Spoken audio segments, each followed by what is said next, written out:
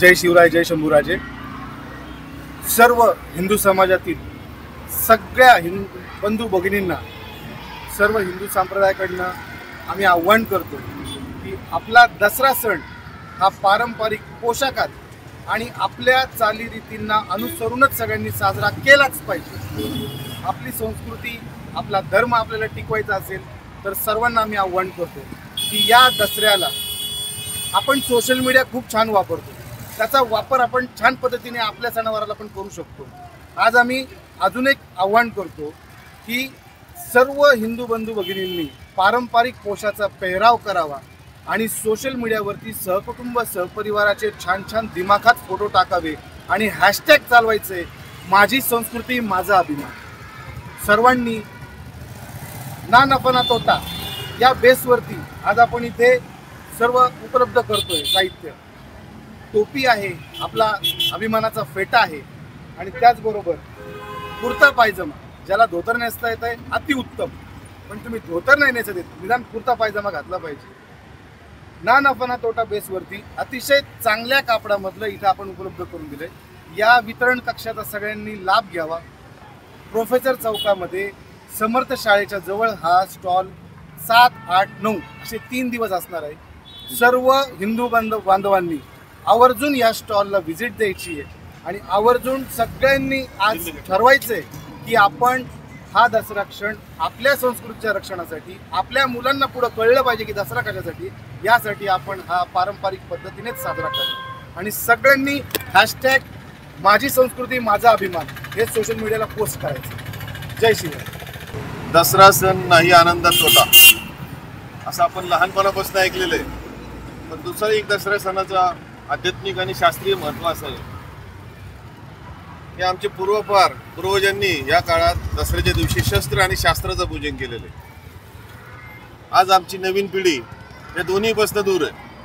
म्हणजे मूलतः आम्ही आजचा जो दिवस साजरा करायचं आवाहन करतोय, हे जे काही पोशाख ठेवलेत, भारतीय टोपी ठेवली आहे, दंड ठेवला आहे, हे जे पारंपरिक पोशाख ठेवले, त्याचे मूळ आव्हान आम्ही असं करतोय की दसऱ्याच्या दिवशी हिंदू संस्कृती रक्षण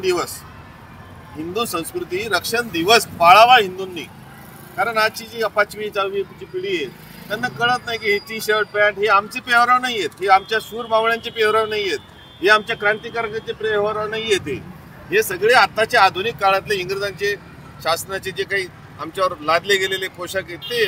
मग किमान आमच्या हिंदूंनी 50% तरी करावं। व्यवहारात बा तुला गरज आहे तर घाला, पण जर तू घरी असेल तर तुझं पारंपरिक जी धोतर आहे, पायजमा आहे, जे काही पारंपरिक आमची वेशभूषा आहे, महिलांची 9 वारी आहे, 6 वारी आहे, ही जर पाळली गेली तर संस्कृतीचं रक्षण होईल।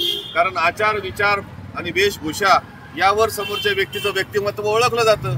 त्याच्यातली जी काही कट्टरता आहे, धर्माबद्दलचं प्रेम आहे, इतर धर्मियांचं बघितलं तर गोल टोपी आणि नेहरू शर्ट पायजमा हा ईदच्या दिवशी आपल्याला रस्तो गल्ली दिसतो की तो सण वेगळा तर आपल्याला सांगावं लागत नाही, पण आमचा दसरा कुठं साजरा होतो हे सुद्धा आज सांगण्याची गोष्ट आहे। 4 कोपऱ्यात कुठंतरी हे वेदमंत्र होतात।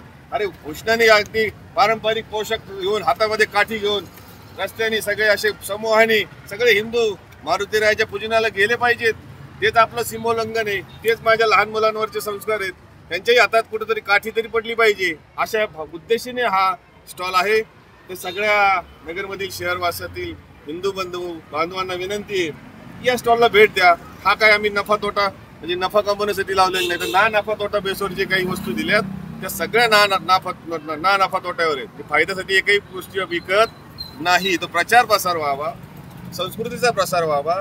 हे फोटो आम्ही इथं लावलेत, ते फोटो त्यासाठीच लावले की नवीन पिढीला हे फोटो आज कित्येक 90% हिंदूंना धोतर नेसता येत नाही। ही गोष्ट शोकांत आहे की आज आणि ज्या धोतरावर आणि ज्या पारंपरिक वेशावर आम्ही पराक्रम गाजवलेत आमच्या क्रांतिकारकांनी, ती वेशभूषा आज लुप्त झाली।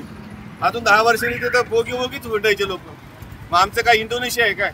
आमचं काय हे कुठलं ते राज्य आहे तिथं नुसते त्या चायनीजचं राज्य, नुसते हाफ पॅन्टवर लोक हिंडतात, असं आपलं राज्य आहे काय? आणि हे शिवाजी महाराजांना अपेक्षित आहे काय? हे असं अपेक्षित नाही। हे संस्कृती जपलीच पाहिजे, हिंदूंनीच जपली पाहिजे।